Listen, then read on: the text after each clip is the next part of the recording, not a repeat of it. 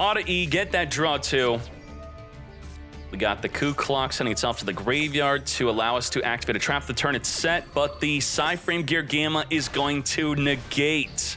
You are not making any big turn 1 plays here. Now the Chandelier, discarding a card from the hand, will be setting up the Big Welcome, which will trigger the Coup Clock to summon itself onto the field or add back to the hand. We're going to link off that Coup Clock into a Relinquished Anima to take your Psy-Frame Driver. Wait. This is turn 2. We passed turn 1. Okay, sure, yep, that's what happened. We have the Labyrinth comboed up with our Big Welcome Labyrinth to then pop any card in the field non-targeting. We still have no real plays here besides a big Harpy Feather Duster. The Big Welcome Labyrinth, in response to the Harpy Feather Duster, will be summoning from the deck a Labyrinth, as we also chain our Call by the Grave to finger the Gamma Engrave. Goodbye to our Labyrinth, goodbye to our Ice Dragon's Prison. Now, by returning the Relinquished Anima back into the extra deck, that will trigger the lovely Labyrinth to pop a card in the field, or hand. The Druid Swarm will only trigger if it is on the field and sent to the grave, so this could be a good opportunity to activate the Druid Swarm, which you don't tell your opponent what you're popping on the field or in the hand until resolution. So if we change our mind and summon the Druid Swarm, we could then pop it instead, but then it would be able to send the lovely Labyrinth to the grave. We're also using DD Crow onto Big Welcome, banishing it, sure. As the Druid Swarm is also going to be banishing the Clock and not the activated Chandelier, which is going back to the hand here. Are we popping the hand or fields? A single Druid Swarm is not that big of a deal, so take out that Monster Reborn. And now the Druid Swarm is forced to go to battle to have the same effect it would have had if it were to get popped by the lovely while on the field. Damn, Rain now has nothing. And Rain hasn't really shown what deck they're playing. It's all generic cards. Even playing something like Monster Reborn is wild. We have Welcome Labyrinth, welcoming Ariana onto the field from the deck, searching for our big Welcome Labyrinth here. And at this point, I don't really think Rain could do anything about this. The Big Welcome can summon the lovely from the graveyard, popping whatever newly drawn card you draw into. Within the draw phase, if we want to play real dirty, we can just pop it right away. Pot of P, digging deep for Max C, just in case, why not? So this is where you toggle on. Oh, you're just allowing them. Okay, sure. Now, summon the lovely, return back to Ariana, pop the Unicorn, and we now got open fields. Very well done. Wipe it. Chandelier also being triggered because a monster left the field through a trap. Also the Welcome Labyrinth being triggered to reset itself back into the back row. And just from that, we should definitely have lethal for the next turn. Wipe up that Unicorn. Now back to you, Chandelier, discard Maxi, setting up another big Welcome Labyrinth, which will be summoning from the deck a Lady. 3,000 attack plus 3,000 attack plus 2,900 attack. We have enough for lethal damage from even 8,000 here. Lady for game. Let's take this into a game 2. Maybe we could find out what deck they're playing. What is Rain playing? Ogre Dance, discard, searching for the Wagon here. Wagon versus the Impermanence is quite nice, as you would then draw a card if being targeted. Now, while under draw, the Wagon cannot search for the field spell, so we are instead going to be making plays under draw by special summoning from the deck our Shirakusai to then fusion summon using the hand to now make a Rising Carp. Now, Punk could play quite well under draw, as you're going to see here, except the Rising Carp is going to be negated by Ash, which is huge. It's going to summon 2 monsters from the deck, which Ash will negate. Not even Alt Art Ash. Ain't no way. We also had Imperm on top of that. We had so much disruption. Now, before we hate Labyrinth right now, the Labyrinth hand is not so good. Yeah, the lovely in hand is never really good. We have Dimensional Barrier, we have Dragon Ice Prison, reborning from the graveyard, the Shirakusai to banish both psychic cards on the field. Goodbye to Shirakusai and Wagon, which are 2 cards that I would say generally are one-ofs. So losing both of our one-ofs, that is not good. We have the Dangerous Gabu activating to negate on the field, which could be quite risky because if they were to have a big Welcome Labyrinth, they would then dodge the negate by summoning and then returning it back to the hand. But it did work out. Got Ghost Ogre. In response to a monster effect in the field, we could pop it but not negate. We could pop the Labyrinth if it wants to activate. Damn, this is not good. We have 1,800 defense, which is enough to wall off the Ariana. But surprisingly enough, Labyrinth has no big play to even stop a defense position Ogre. Now, what you should know about Ogre is it's not just a hand trap. It's a field trap also. It could work while on the field, activating to pop an activated monster or a continuous spell/trap. We have the Ogre Dance being discarded, grabbing the Punk Seaman from the deck. Seaman activating to get negated by the impermanence as we attempt to add from our deck a Punk monster. This is where if we're playing Gold Pride, we could exceed this up. Yeah, carry? Carry? No carry. You have Asa to reborn an Earth monster from the opponent's graveyard. This is where you hope they're playing Max C, but there's no Max C to reborn from the grave. We have Welcome Labyrinth being activated during the end phase. We may as well get that draw one while we can off of that Max C in response as they summon from the deck an Ariana. We have an emergency teleport, which it's not going to be good to activate during the end phase as it would get banished within that same end phase. Searching for the Chandelier, discarding the Lovely, setting up a big Welcome Labyrinth. We're going to activate the emergency teleport into the impermanence column within the end phase. But what was it going to even accomplish? I feel like we're just surrendering, right? We're just scooping it up. That was just to be funny. I think so. Yeah. I mean, what were we doing with it? What would have happened? We summon, it gets banished within that same end phase. What trigger effect can you even summon? All right, let's play this up.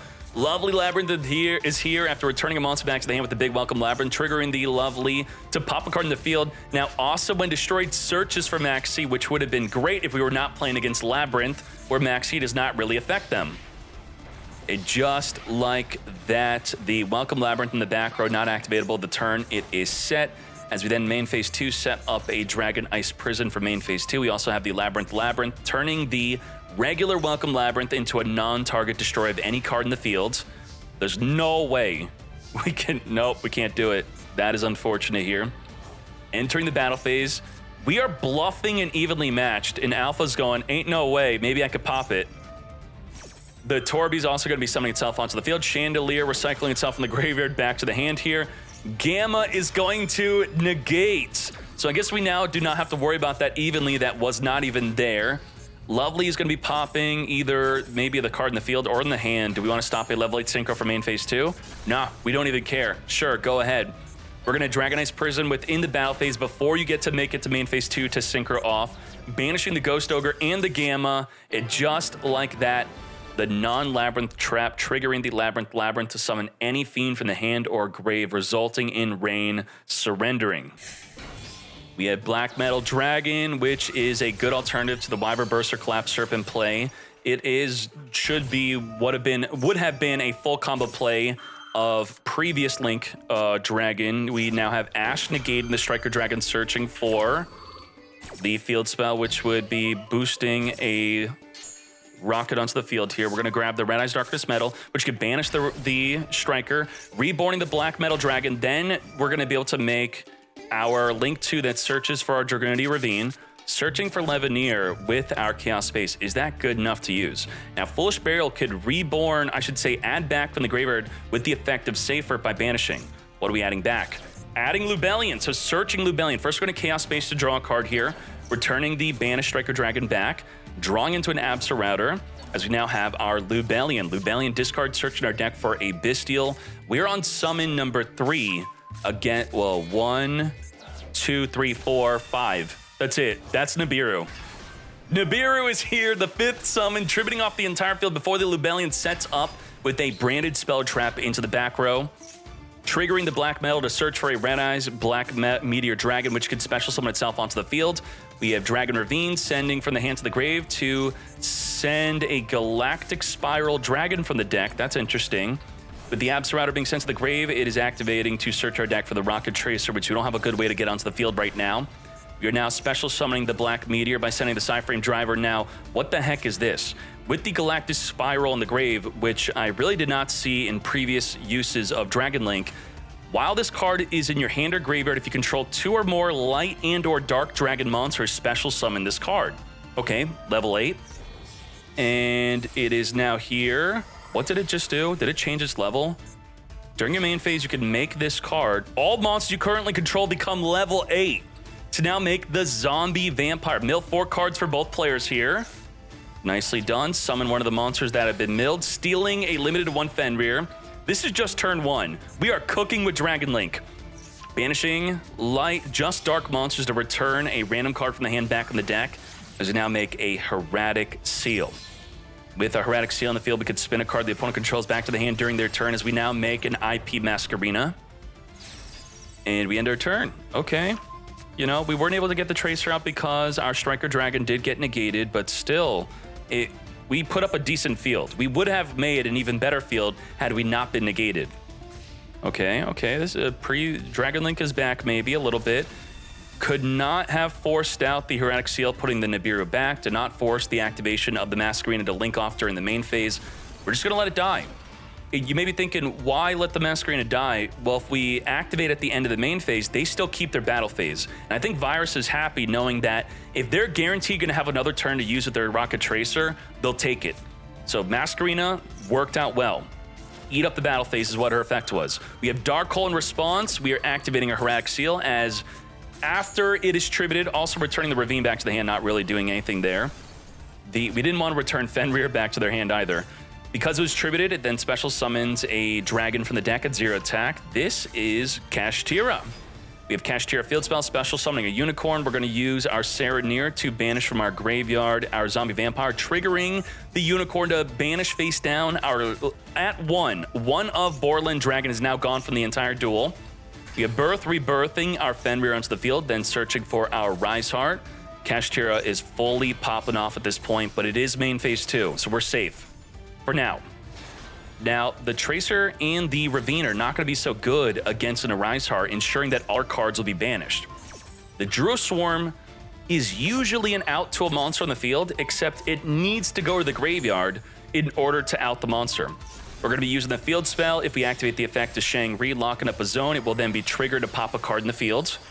As we now make our double Shang-Ri. With our double Shang-Ri, we're going to overlay the Shang-Ri for our Arise Heart. That Arise Heart here is activating its quick effect right away, banishing the Druid Swarm off the field face down. Shang-Ri locking up another zone. We're starting to lock up right behind the extra monster zone here, which could be quite disruptive against Dragon Link. Equipping from the banish pile a Big Bang. If that were to get detached, we could then summon the unicorn onto the field as we summon a unicorn from the deck. Now, Kashtira itself is also heavily nerfed. Both of these decks heavily nerfed. Now, the Ravine, I don't think we could even pay the cost. Yeah, we can. We could discard, it gets banished, to then send from the deck to the grave, which then gets banished. Birth is going to be triggered off of you activating a spell, banishing 3 of your cards in the grave face down. Oh my gosh. Rise Heart triggering to gain a second material. On its third material, we will be able to banish any card on the field. So we really can't make any play. Kashtira's got this duel. Triggering the field spell to wipe out the Ravine. That is the third banished card. Equipping from our banish pile. Now we now have the Arise Heart ready to banish whenever we want. Striker Dragon on summon, searching our deck for the Boot Sector launch, which could reborn an in-grave Rocket Tracer that was just banished. What can we do? There's nothing we could do. The Boot Sector launch with nothing in the hand, nothing in the grave, nothing to summon due to the Arise Heart. Unicorn looking at the extra deck, banishing a 1 of Borload Dragon. We now have 4 zones locked up with the Shang-Ri, completely unusable. Stealing the Ravine from you. With the Boot Sector launch, we are going to be banishing it, even though it's not even activatable with its effect. Get off the field, triggering the Shang-Ri for the 5th zone lock. You now cannot normal summon. You cannot make any further plays. Big Bang is going to bang the Arise Heart to grab the Fenrir back to the hand, limited to 1, to then summon it back onto the field. And now, if you were to activate a monster effect, we could banish any card face up on the field. We chose to not summon it because I guess we're holding on to it with the Birth. Triggering the Arise, attaching another card, 3 material again, ready to banish that back row card during our next turn. Standby phase, Shang-Ri, come forth and summon the Ogre, triggering the field spell, wiping out the Chaos Space. And just like that, please finish this duel. Do not BM. With everything in attack position, Kashtira post-nerf defeating post-nerf Dragon Link. Lubellion gets searched for our Serenir. We have 1 for 1, which must discard a monster here. Summoning from the deck our Black Metal Dragon, which is the full Dragon Link combo. We are now activating Dimension Shifter. You may be thinking it would have been better to Dimension Shifter before the 1-for-1, but the 1-for-1 is a cost. Sending that Serenir to the graveyard to then trigger its effect, to now banish a card from the deck, which will be our Lubellion. We have Striker Dragon on summon, searching for our Boot Sector launch as we then normal summon our hard open Tracer from the hand here. Generally, what makes Dragon Link so good back in the day is under any sort of crazy disruption, we can at least end on a Hieratic Seal. Now, Hieratic Seal does not care about going to the graveyard. It will tribute itself, it will get banished, it will then activate while banished to summon a dragon from the deck after we spin a card in the field back to the hand. Dark Hole could force its activation, and in fact, the Call by the Grave would be the counter to the Hieratic Seal if it were to go to the grave, but it's not due to the Shifter. Okay, we're not going to even activate it. Well, I guess we need another card in the field to return back. Yeah, we can't tribute it, then return back the Dark Hole because it's already marked for, going away. Come forth and summon our Baron de Fleur alongside the Tearlament Kashtira, summoning our Ash Blossom to make that Omni Negate destroy anything. Can we play through Baron? We have Boot Sector launch with no rockets in the grave. Druid Swarm banishing the Serenir, using our Called by the Grave. We played right into that. Had we used the Druid Swarm to instead banish the Dimension Shifter, this could have not been stopped. Unless they would use Baron de Fleur. So we just got fingered here. We could then use Druid Swarm again during the next turn. Go to battle, just like that, we just take the L on the Called by. We now have Monster Reborn, targeting from either player's graveyard while there is a Druid Storm in the hand, but you know that you have a negate. So we have Baron de Fleur, negates. Yes, of course. And with the Druid Storm being sent to the graveyard, it would normally activate to send the Baron de Fleur to the grave, but only from the field, not from the hand to the grave. From field to grave, it would then get rid of it. So come forth from the graveyard, we have our Dimension Shifter, which is still not quite game. Dropping Virus down to just 800 life points and having to deal with that. No more Baron de Fleur negate, though. No more disruption, but Dragon Link is not what it used to be back in the day. It's much less consistent. Thus, we have a fully bricked hand as we set our Ash Blossom, which will be thwarted by the Baron de Fleur just popping it. Pop the Ash, open field, lethal with the Dimension Shifter. Damn. Deck is much less resilient. Black Metal was not being used as much. Some people were using it, but Black Metal was a good replacement in a way, going all in on it. And even with 1-for-1, being able to summon it from the deck is good. I'm thinking, can Dragon Link maybe use some Snake Eyes, even though it's all fire, really? Besides the Diablo Star, could Diablo Star help boost up Dragon Link? What's the situation there?